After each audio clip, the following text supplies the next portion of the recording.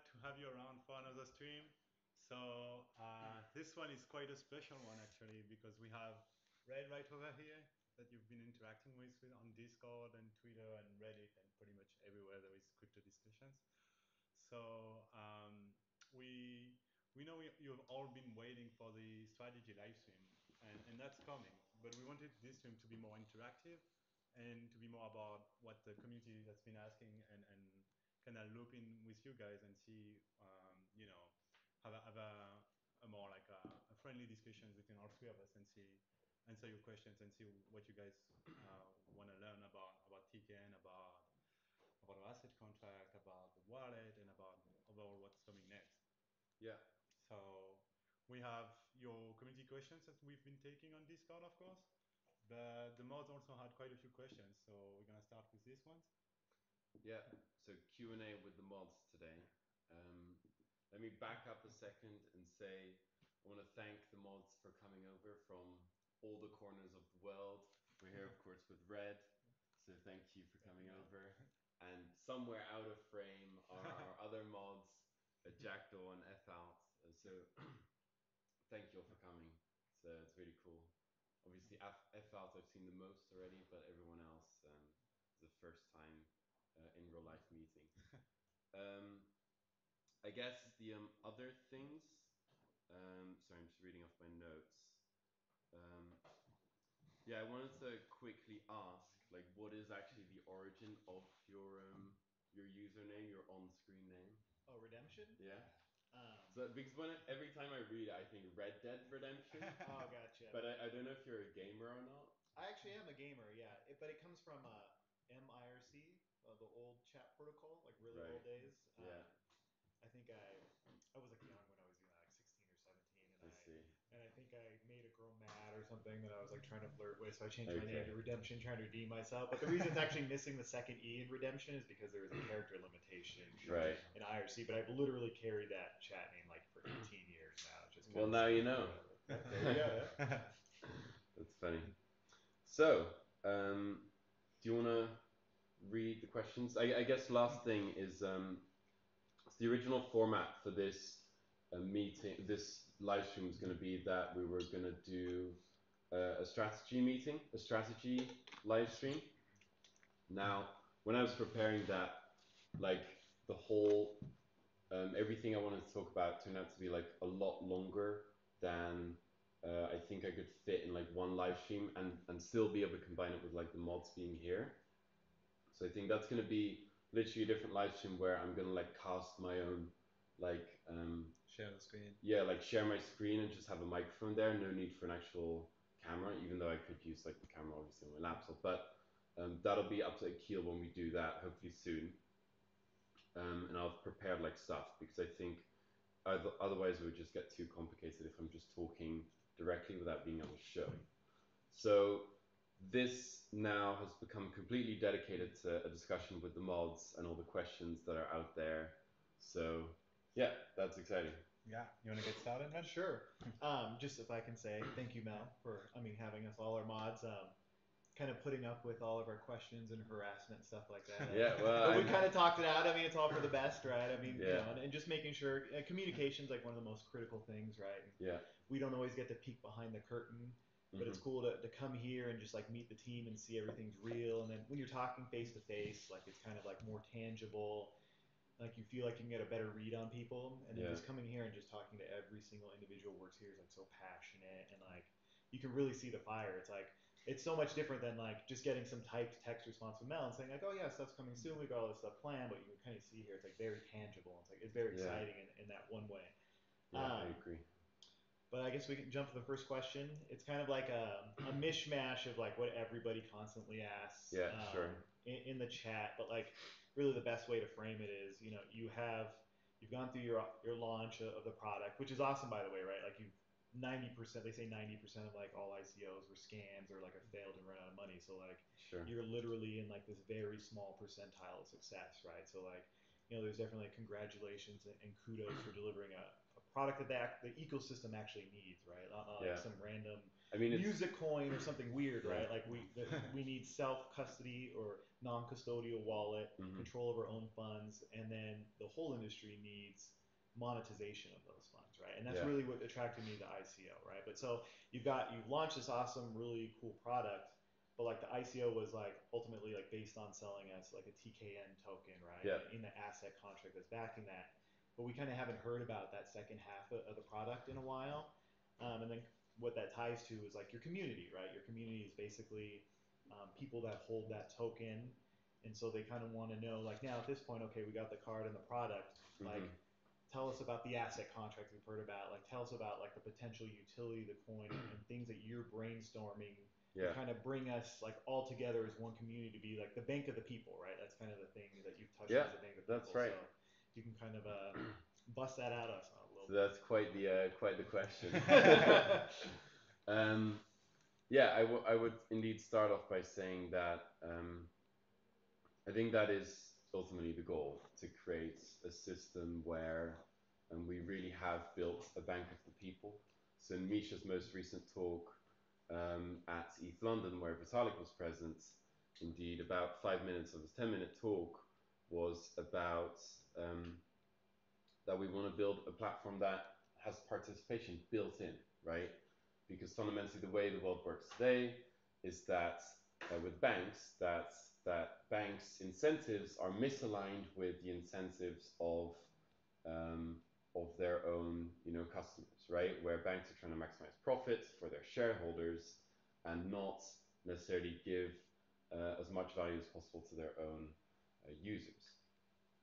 Now, if we're going to try and change banking fundamentally, ideally we change it to a system where people, where all of our users are actually parts of, the ultimate success of the platform. And so I think that was the goal with TKN. When we started out with TKN, 2.5 years ago, right? The main product we had then was the only product we knew we were going to build for sure at the time was the card, right? The wallet and a card, which was a way for people to actually, for the first time directly materialize the value of this emergent Ethereum economy. And I think, in contrast with a lot of other projects out there, perhaps, we did really want to make sure that there's a direct value connection, right? Like we went through a whole array of token models we could have built, and we did decide on this specific type, right? Because we thought, it was substantial, right? We don't want to create an air, a hot air token, right? And we wanted to create something real.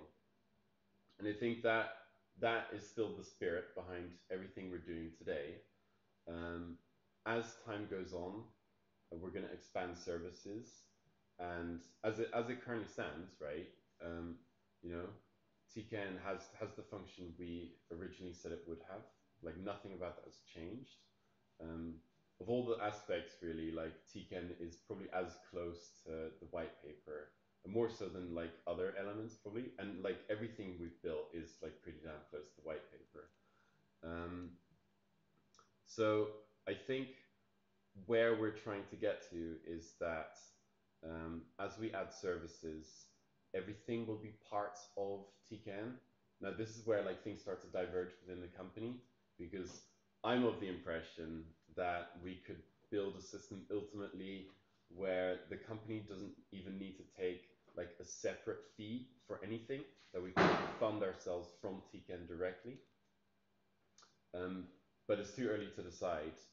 And I think we don't, like, what we're really conscious of is that we don't want to rush into adding in stuff to TKN before, we've decided for sure that that is the right thing, right? Like we're literally like, in the launch process right now, we have, the amount of customers we have isn't enough to pull any data from, right? Some of the data we have looks better, some looks worse than we expected. We need to understand how people want to use the products, and from there we can continue on this journey. But overall, in terms of commitment to TKN, like that is definitely that's probably been the highest it's ever been. In that the foundation we've laid out in the last 2.5 years has been, we've put all the work into making sure that TCAN itself, as we originally presented, can be done, and that's the work we have done. We've all the legal foundation has been completed. We have all the documents we need from probably some of the best lawyers in the tech space that support what we've built, and without and like staying within the scope of the law, basically, in the jurisdictions that we're live. And yeah, like we've ultimately, yeah, I think part of the question is also like, why haven't we like started shouting about stuff, right? A little bit, yeah. Yeah, I understand that. I guess like building on, and it's weird because like we literally talked about this yesterday. Yeah, so to you, like yeah. I feel like I'm kind of repeating myself, which is a bit awkward. But but yeah, like building, like obviously I can't look into other like token projects and how they've gone about stuff, right? Like I can't get like thorough insight, but I do get the sense that we're one of the projects that have probably one of the craziest tokens in terms of what it does. Mm-hmm. And we've also, because of that, done an incredible amount of like foundational work for it, right? So even though maybe from the outside it doesn't look like we've done a lot with our token, right? Because we haven't like been putting on like CoinMarketCap advertisement or whatever. The reality is we have put a lot of time and energy and money into laying a foundation for TCAN. I guess what we ultimately have to deal with is bandwidth. And like, we have a team of like 25 people, of which only 5 of them are not like on the engineering and product team. And that includes me, David, Bryce, Akil, and Will, basically, and Bertie. Yeah, and between all of these people, only like, a handful are involved in marketing. And that's because we're at the stage in the company right now where we want to make sure we deploy all of our capital and efforts effectively, right? So I'm going to back up a bit here and explain first that what we want to try and achieve is we want to try and make sure that all the opportunities we have, we use most effectively. And that basically means that spending $1 million on marketing last year, right, without a product live, without TCAN live, without a whole bunch of stuff already in place, would probably yield a lot less potential and customers and like excitement and whatever than spending $1 million on our product and marketing and like bringing it out into the world, a half year from today or a year from today.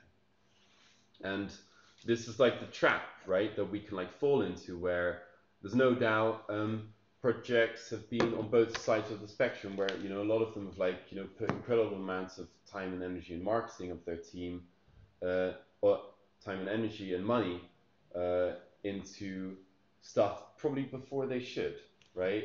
Yeah. And David, above all, he does exist.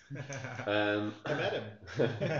is probably, so his role is chief strategy officer, and he definitely is like the most strategic person, and so he's just constantly making us conscious of the fact that we need to make sure that when the Ethereum economy does take off, right, and when like there are sufficient dApps in our space that regular consumers walking down there on the street actually will find use in the stuff beyond just the technical novelty that we're all interested in, right?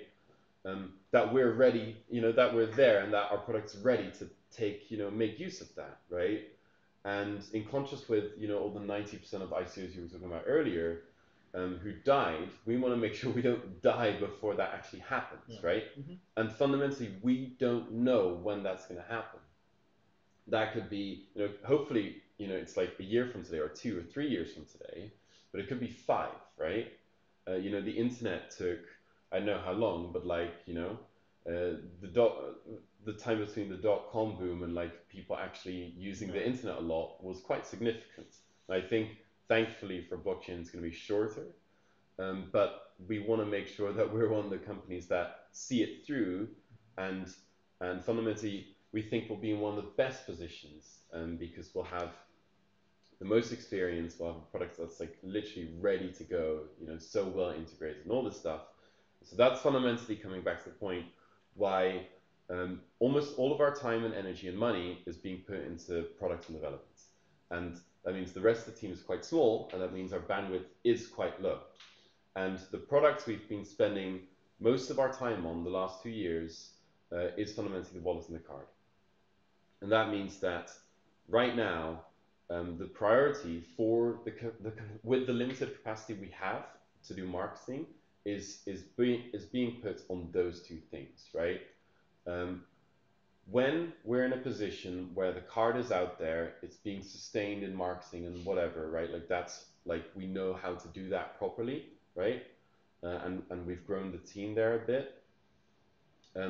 We'll be in a position where we know, you know, where we can like shift our focus completely to TCAN, right?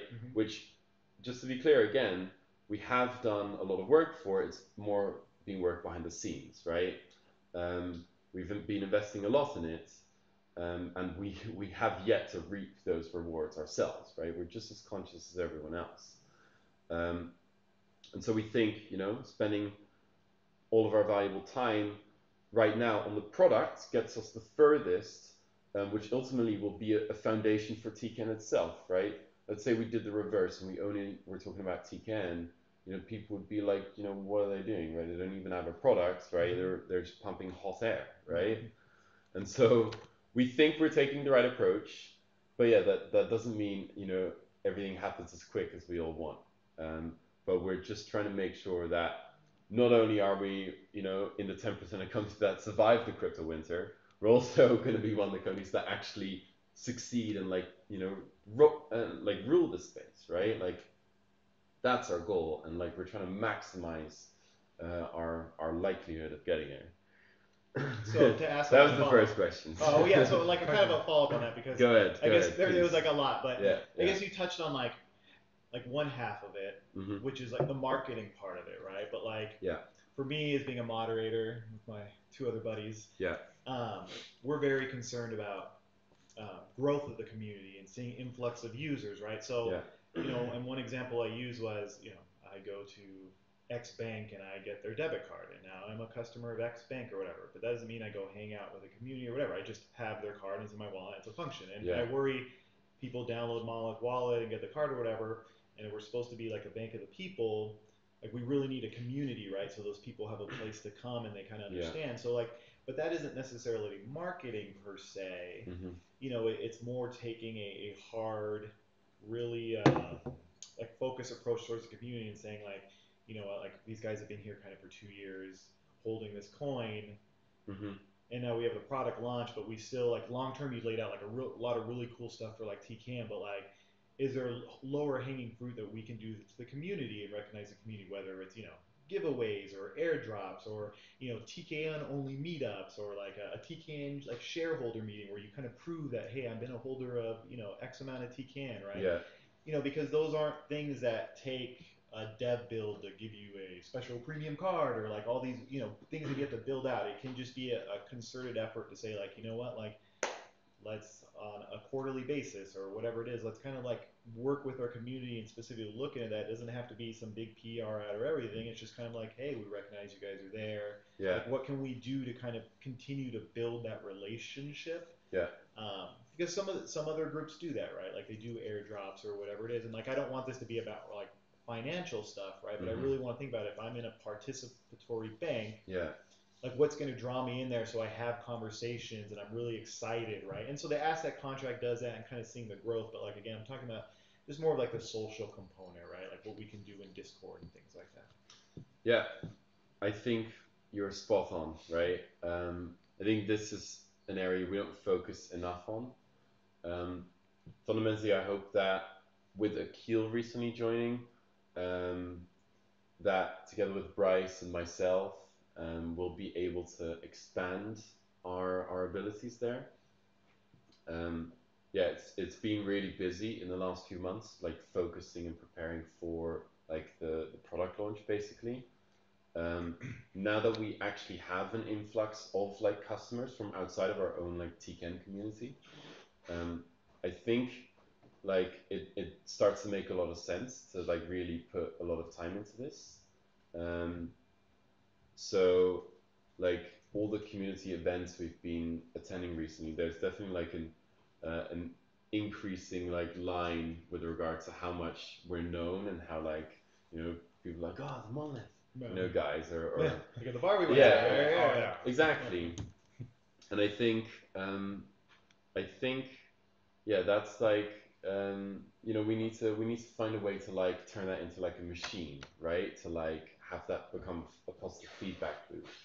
And I think we have to figure that out. So I'd love to indeed like get more thoughts from you guys to how to do that, and potentially it makes sense to like I think we really just have to brainstorm this at some point. Yeah. And always want ideas from the community, right? Like, how do Yeah. you want to be made? What do you want to see? Like, yeah, how do you feel like you would get involved? Yeah.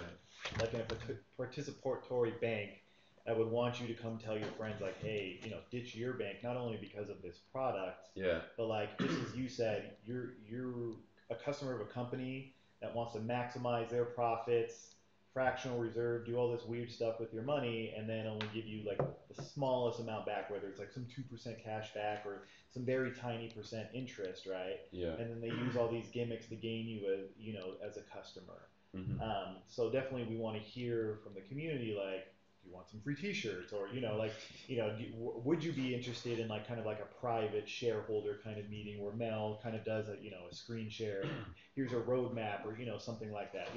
Yeah. There are just kind of things that to give us a peek behind the curtain, right? Because it's kind of hard again after kind of waiting 2 years, awesome products out, but then we're kind of want to still have that connection and that relationship, and not just being another bag holder, because as you said, this is like one of the most unique tokens in the space. Yeah. Right? Like everybody else is a utility. Nobody has any value backing because they're scared of the SEC or the regulations. Let's move to Malta, and they're doing something shady, and like you guys fought for the dividends. You didn't strip it out of your white paper like multiple other companies did.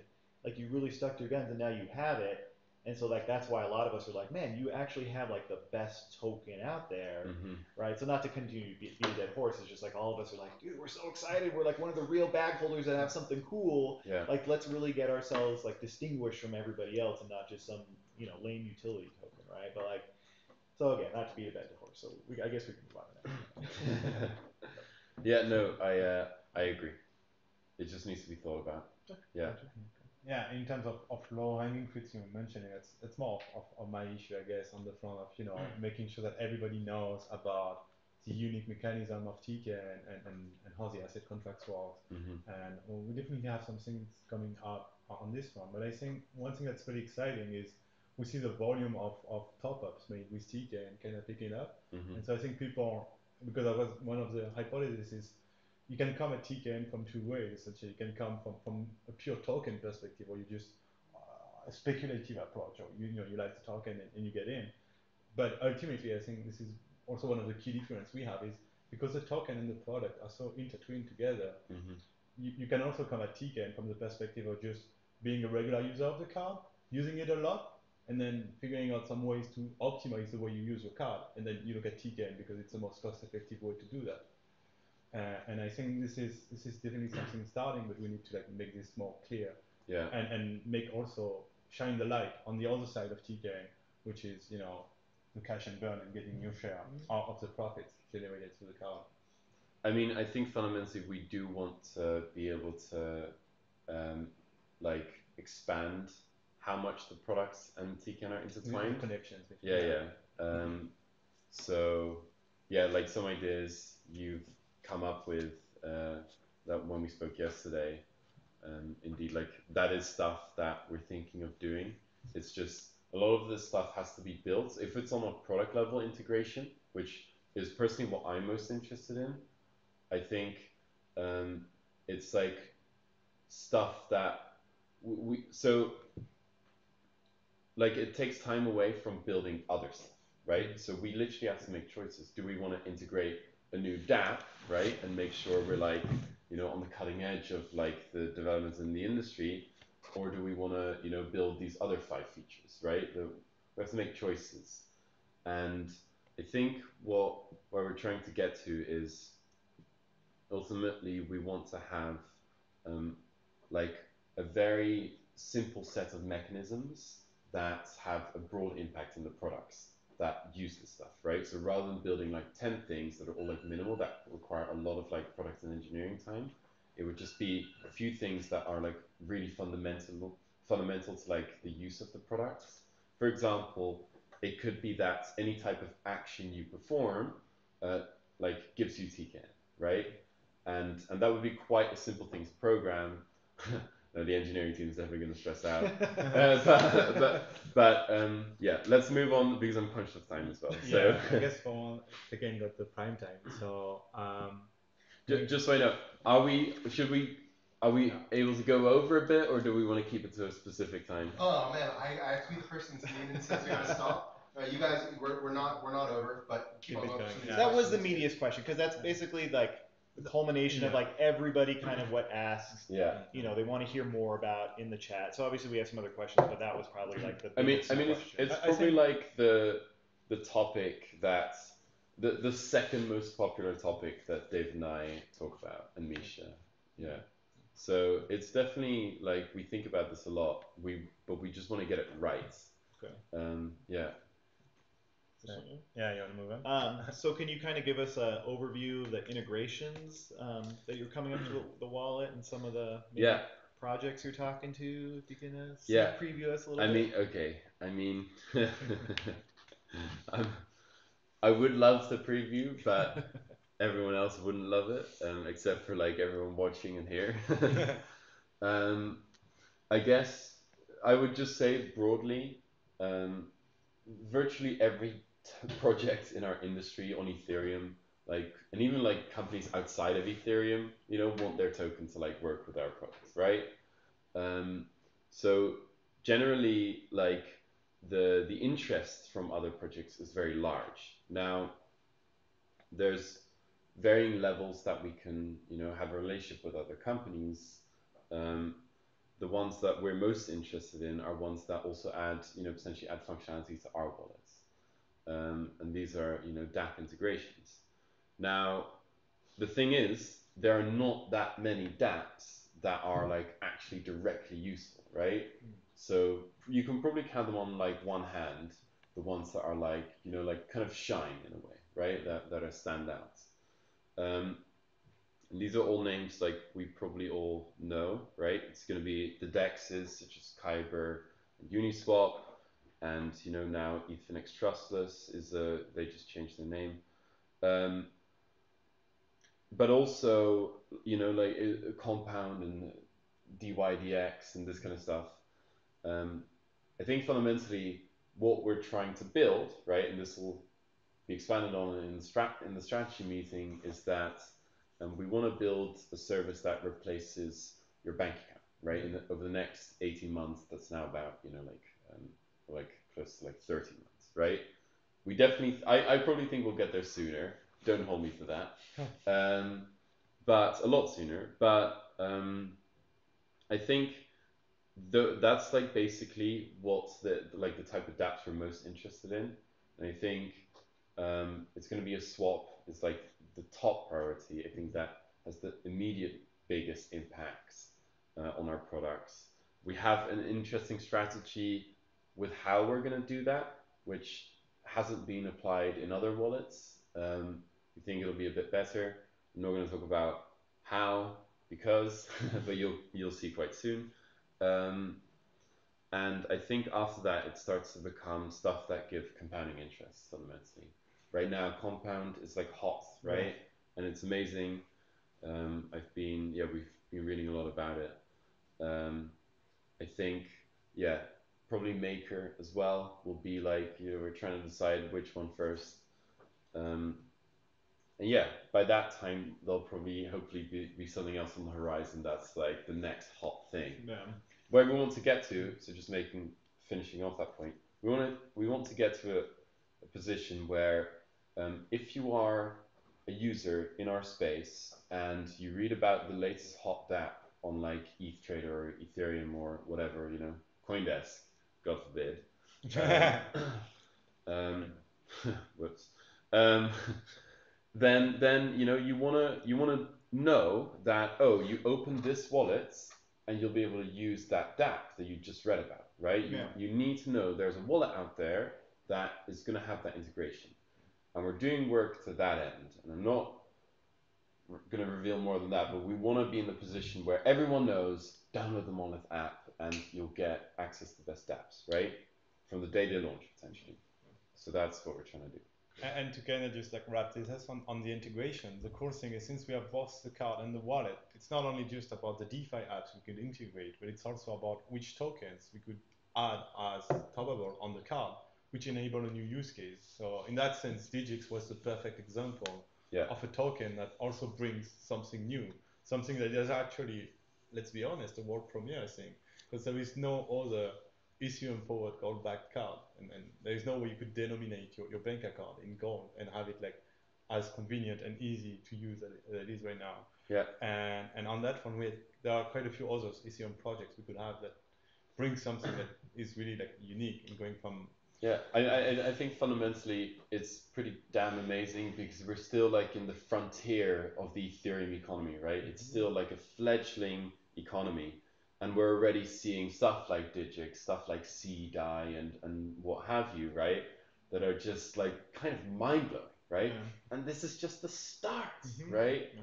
It's like there's no question, you know, the bets that, you know, we're all making with building like a banking type experience, replacement experience for the Ethereum economy is like the right bet to make, right? Like, you know, currently banks are worried about, you know, Monzo and Revolut here in Europe at least. There's American like equivalents as well, which I'm not too sure of, like Cash and the Cash App and like Venmo. They're worried about those guys, right? Like eating their lunch, right? But fundamentally, like even Monzo and Revolut are going to get completely killed by you know, when the Ethereum economy like actually, you know, gets up to pace, right?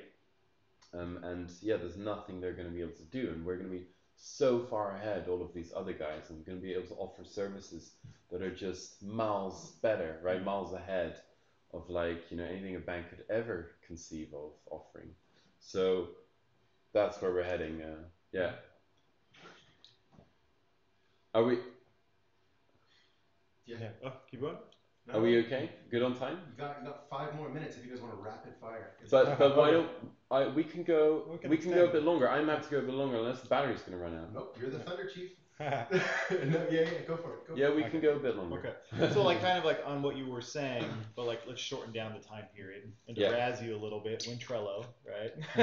So when, like one of the most common things asked is when we like a roadmap, right? Yeah. We used to have Trello way back in the day, and it was kind of cool just to kind of see, hey, here's some of the stuff they're really focusing on looking on, even though there weren't dates and stuff. It again, a peek behind the curtain, right? That's what everybody kind of wants, is just to, again, feel connected, kind of feel like, hey, if I'm really part about this bank, you know, share me your vision, you know, a quarter at a time. So kind of through the end of the year, you know, what can we kind of expect? Yeah. Okay. So I think I agree with you. I like the idea of like a public roadmap as well. I think in the past, there's just been so many like changes to the roadmap internally as well. Now that we have like the foundation in place, we're also like getting a better idea of what we kind of want as well. Like it's like becoming clearer and clearer every day what the experience is going to look like 3 years from today that we want, right? And so that makes it a lot easier for us to put out a roadmap as well. So I think most fundamentally, and this will come back in the strategy live stream. Did you say 6 months? The next 6 months? Yeah, by the end of the year, basically. Yeah. So I can cheat a bit, and basically the idea is that by the end of the year, we'll have proven that, and this is not on a product level, this is on a company level, we'll have proven that we're actually solving a significant problem for customers, which is like a foundational aspect to any business, right? You actually have a useful product to people. I'll be able to tell like what like 6 things factor into that, the key results relating to that, but that'll be in the strategy meeting.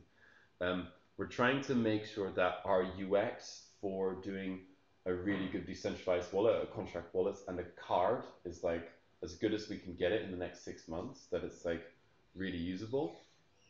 We're going to try and make Chicken a top token, in the next 6 months, or by the end of the year. And yeah, we are making steps towards that. And then we're trying to establish Monolith as a leading decentralized finance product. I think again, like that one of the key results of that, lifting the veil a bit, is that um, we have um, we have at least 2 DApp integrations native, and so yeah, and then yeah, we want to build the infrastructure for a successful 2020. And again, that there's a lot more detail to that. We can get back to that later. Yeah. Some of these you've kind of answered in other questions, so I'm going to jump down. So the ETH London, like kind of how did that go? Did you get any FaceTime with Vitalik after your conversation? What was the feedback generally from other people who attended and kind of heard about your product probably for the first time? Yeah, so I hope the video goes live quite soon of Misha's talk. I guess I want to thank Jamie from ETH London for giving us the spot to talk right before Vitalik and to talk twice as long as some of the other projects. I think, yeah, it went really well. The reception within the room itself, which was packed, was really good. Like at certain points, people like just spontaneously started clapping when Misha said certain things. Nice. You'll see in the video, I guess.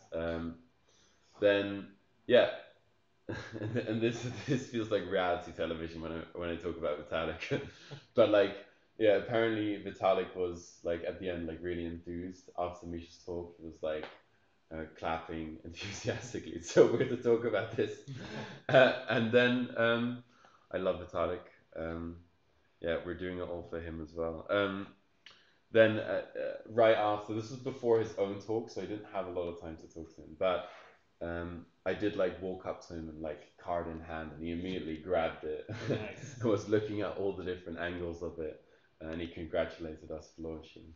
So yeah, he doesn't have a residence in the EEA though, so he can't sign up yet. But yeah, hopefully I get a chance to take him out for dinner and like pay for dinner with a Monolith card. Yeah, no, that's really awesome. Jamie was a really cool guy. We got to meet him at the meetup last night. Just building those relationships within the community. There was other devs from other projects, so it's just really cool, like building that local connection. Being able to show that tangibility of your project, and then being able to say like, Vitalik, this is your baby. Check out what we build. Let's see what we have, and then it's actual, tangible, and real. And we adhering to the ethos of Ethereum, self-control, non-custodial, right? It's all always in your possession, and you guys have delivered that 10%, right? Only 10% of the industry can say they're actually delivering or are about to deliver, and you delivered something very unique. Nobody else has what you have, right? Yours is very unique, so that's got to be really awesome. Yeah, to just touch back, because there was a lot of interesting people in the room, and Vitalik was one of them, of course. But the room was packed, and one thing that really got me enthusiastic about attending there is how much interest we got. So right after our talk, there was a bit of a recess before Vitalik talks. There was like 10 minutes, and I literally spent those 10 minutes like swarming in people that came to me and other Monolith member, people they saw with the Monolith show, to just talk about the product, ask me about the card, if they could get some, how did it work, the asset contract. And it's really like one thing that really makes me give me like a lot of passion to keep going is just seeing someone people's face when you start. You drop the first layer, the contract wallet, then the card, then the asset contract, and then you reach this point when there is just a mind blown almost kind of point when especially when you move a bit into the future with the DeFi integrations, and really like you can see that it's answering some things people are. I mean, it's definitely like the most exciting part. Like people are like genuinely super enthusiastic about what we're building. So it's really cool. And that is, I love that our product's just so tangible, like you say. Like a lot of our space are like very technical, behind the scenes type projects, which are like literally what we need. But like our products is just so much more like day to day in a way, and that just it kind of sets it apart. And yeah, it's I like that. And just the enthusiasm. We walked into a bar to get some drinks, and I think he saw your shirt or he saw The the card, card. the card. The bartender's freaking out. You guys are you're Monolith, and and Bryce is like, whoa, and this guy's like, I want to buy some of your tokens. I want to be part of this company. Like he's just going off, and we're like, it's so cool to see like true organic, random like enthusiasm and hype about your product, right? Like it means you've done something, right? And Yeah. that's like a really cool like validation. Yeah.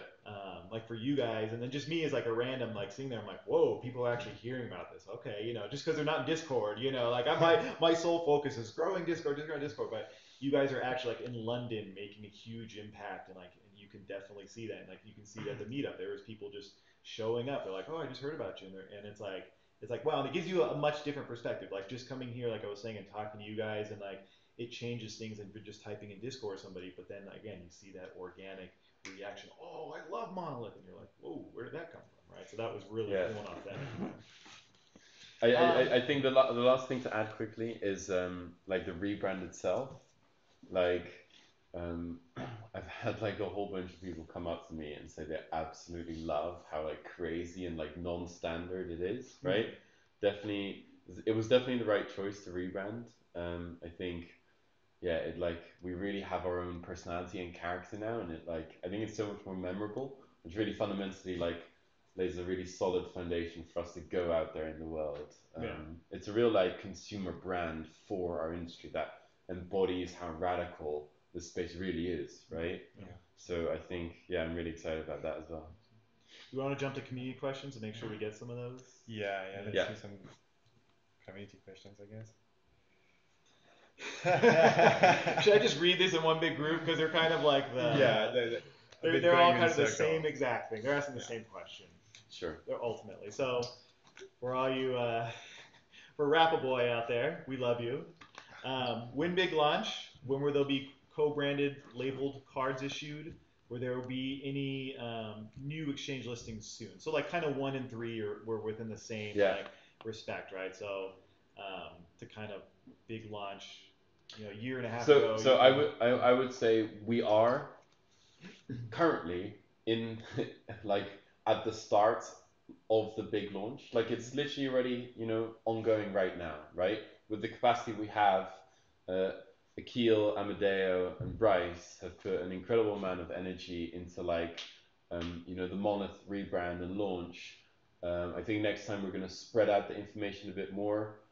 We're just we learned a lot from this launch. We went like in a lot of ways like so much better than we expected. Like we've reached such a broad range of like different publications and like all these YouTubers and podcasts and whatnot. It went really well. We've learned a lot from that, and we know that next time we do something, we can do it even better. And like fundamentally, the launch is a continuous thing, right?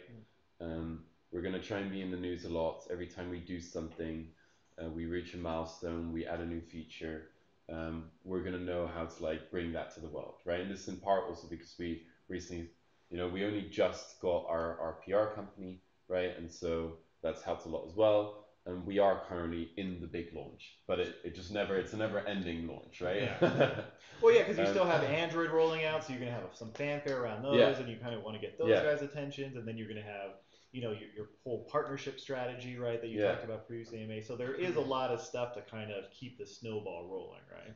And when the website's done, we'll also be able to like focus a bit on that, like why Monolith is something like I'm still supposed to finish, but just committing myself in the live stream to that. So co-branded cards. Will there be co-branded cards issued? Yes, there will be. I guess more information than that I can't give right now.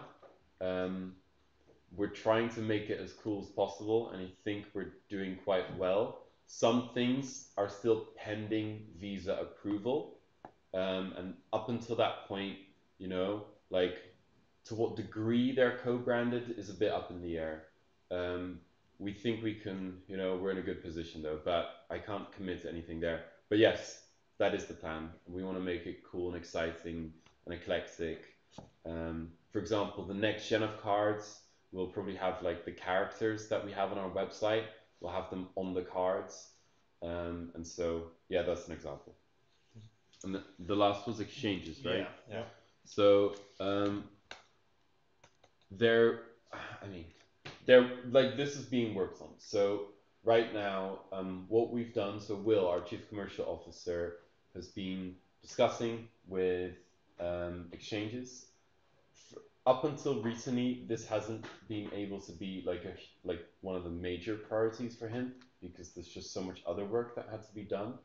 But now that like things are opening up, he's able to focus on exchange listings, and like these commercial discussions are being had right now. A few are done, ready to be signed. We just want to make sure that we try and make the best of those. So again, just like our big launch with Monolith, there's going to be a lot we're going to do wrong with that launch, like make the most of it, right? And so we just want to make sure that we plan well and do it in like a certain way that like it maximizes utility, right? It's like there's a lot of moving parts. We want to make sure that there's more announcements to go along with any listings and all this kind of stuff. But yeah, we're learning, we're getting better. Yeah. Okay. So there was some more questions about TCAN, but I guess this one we kind of answered in the first part of the stream. Then maybe the last one, I'm not sure if we can really share about this, but which exchanges, partners, those Monolith have when you convert crypto to fiat? So that's probably the only question I don't want to answer, because I don't understand why it's being asked and why it's relevant, because I get the sense that it's like, yeah, I think, you know, maybe if the person can elaborate on why they want to know that. If it's like for best prices, we definitely are committed to giving the best prices, but I guess the risk is that this exposes like our you know, our operation to some degree, and like might open up, you know, opportunities for people to abuse that, and we just, you know, we don't want to spend a lot of unnecessary time on this stuff, which we have unfortunately had to do. So you know who you are, watch out. On the flip side, real quick, can you talk about the vice versa of that and on-ramping? Yeah, I mean, so parts of our goal of becoming, you know, an actual drop-in replacement for your regular old world bank account is that people other than people who already have crypto can use our products, right? And so, yeah, I don't know when that's going to be there. Thankfully, it's not the biggest like feature in terms of like work. It's going to be mostly a compliance thing, actually, rather than a tech or a commercial thing. A lot of the commercials have already been figured out for that, and we know who we would use. We've seen their tech. Yeah, we just need to do it at some point and like figure out if there's like, you know, money laundering consequences and this kind of stuff. Because right now, all of our AML, anti-money laundering operation stuff is focused on the crypto side. We built nothing for the non-crypto side. Gotcha. And so we just have to look a bit how we want to make sure we're protected if, you know, the regulator comes knocking or whoever comes knocking. But yeah, we're like super duper conscious that that's something we want to add, even for ourselves, right? Like, you know, if you want to like buy more tokens, you want to be able to use your own bloody platform and not use, you know, a competitor, right? Yeah. It's just embarrassing. So. I think that was a. So yeah, all of our how is it questions. sitting? You wanna keep going? We have a few more Let's do questions. 3 more minutes, quick ones from the Bryce questions. So yeah, one of the things we've been talking about a bit is the DeFi apps, but what I wanted to hear about more is maybe going a little bit deeper Yeah. in one of them. Let's say, for example, Compound. Yeah. And see how it would be integrated at the whole product level. So it means, you know, like, can you top up CDI on your card? So then we have CDI in the asset contract. What Yeah. happened at this level? Do we have any strategy on the, you know, getting the interest from CDI in the asset contract? Or Yeah. what's your vision overall for some integration like this? I mean, we definitely are very keen to add all of these tokens, right? To like the wallet itself. Obviously, the wallet supports all ERC20s, but you know, the most basic thing that we just need to add then is an image. Otherwise, it just says ERC20. the wallet works with all of this. The card, we're going to try and get, virtually all of the interesting tokens, right? We really do want 300 tokens to be able to be topped up with. I'm not committing on a timeline for 300, but by the end of the year, I'm committing to a timeline now. But CDAI, yeah, definitely, right? We want to get that done really soon, and definitely if we're integrating Compound, we're definitely adding CDAI to the card top up. Now, there was a second part to your question, which was interesting. Yeah, essentially, so just in case people are not super clear on everything, so if we enable CDAI top up on the card, it now means we're gonna accrue some CDAI on the asset contract. Yeah. And so another question. Yeah. Yeah. So that generate interest. Yeah. And so another question is, will there be a kind of strategy at the asset contract level? It's the community basket. The community basket, right? So will there be a strategy in this community basket to essentially, for instance, I don't know, just claim the interest and then reinvest at some point? Yeah. Or do some, maybe, it could even be we claim the interest and we distribute them to the TK and all that. I don't know, it's. Yeah, I think, look, the real answer there is, it's something we haven't thought about enough in the specific case of CDAI, right? Like each token that's going to come out in the future is going to have new and interesting different mechanics that have an impact on stuff. Yeah, we have to think about that, right? Like there's no set answer yet. As it stands, the CDAI I don't own any CDAI right now, so if it works differently than I'm about to describe, forgive me. But if it just pays it to the address it's held on, right, the interest, then it would just go into the asset contracts, right? And I think, that kind of works, right? Like it kind of makes sense. But yeah, like different things are ultimately possible. And we just have to see how this rolls out. Would there ever be a way to stake ETH when it's staking ETH is available that's in the asset contract? Can you guys access that and say well, we know even if somebody goes and burns, you could unstake it or whatever, but it'd be a way to continuously generate money for the asset contract. Yeah, I guess that's a broader version of the question is, as the asset contracts evolve, there are going to be a lot of assets in there. Yeah. And so will there be a strategy, an asset management strategy for the community basket, essentially? Yeah, I mean, these are things we have to figure out, right? It would be great if all the ETH in the asset contract could be staking, and it could be done in a decentralized way where it's committed to some staking pool like Rocket Pool, which I learned about yesterday from a community member. And then that Rocket Pool guarantees the ETH can only go back, there's some contract function there to the asset contract itself. Who knows how that works? Ultimately though, we have to think on the broadest level still. So let's say in the future we have regular customers, right? Not necessarily the biggest crypto nerds, that's a bad word, crypto enthusiasts. I like the word, but it's probably not the right word.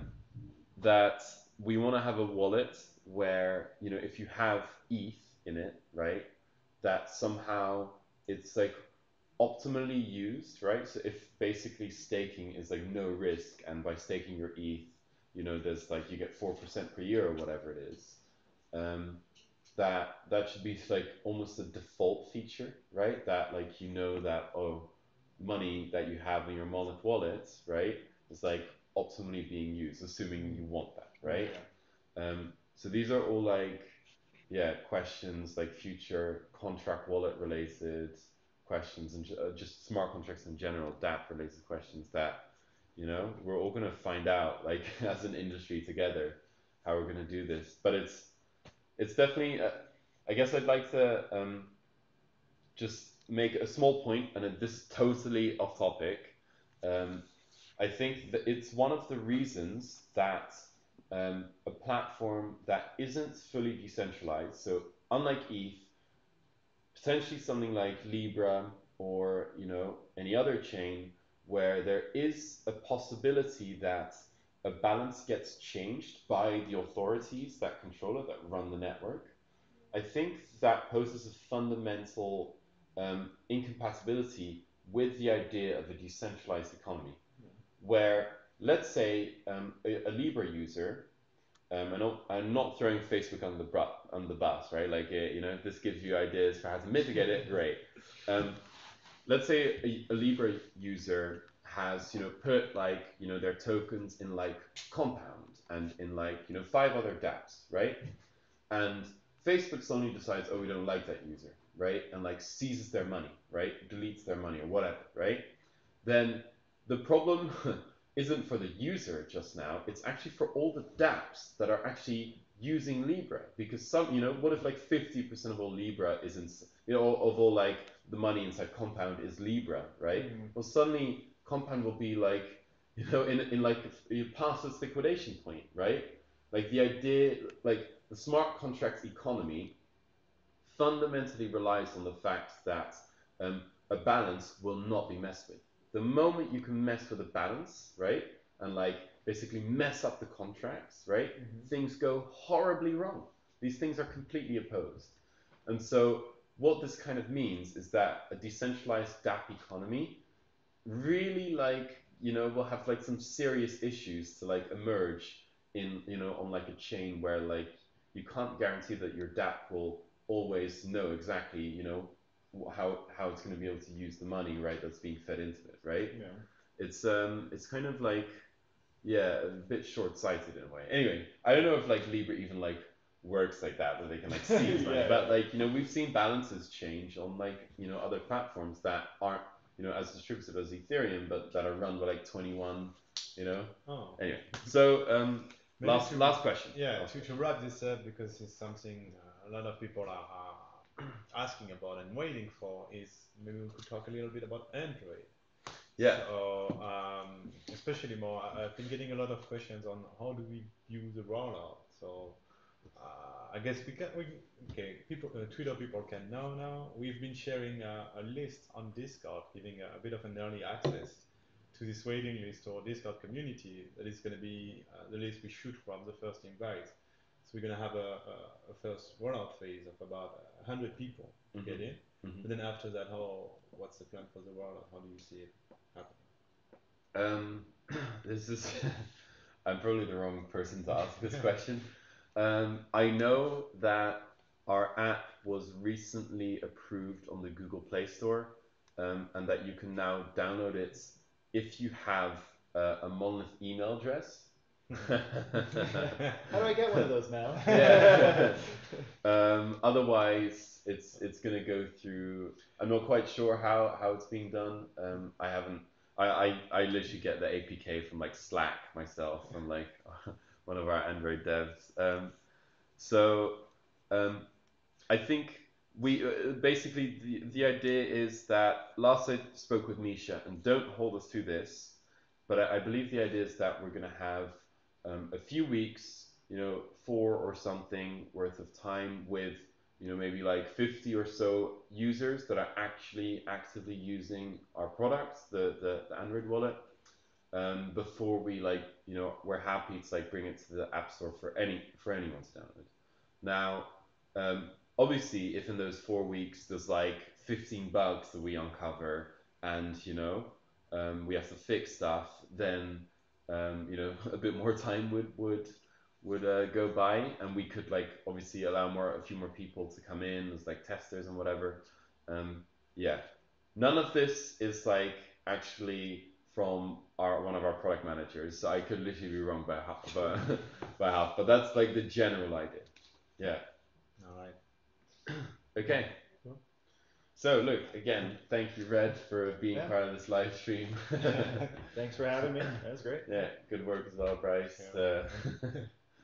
Look, thank you all for tuning in. I hope it was informative, and we'll have another one soon, I guess. It's quite fun. So, Cool.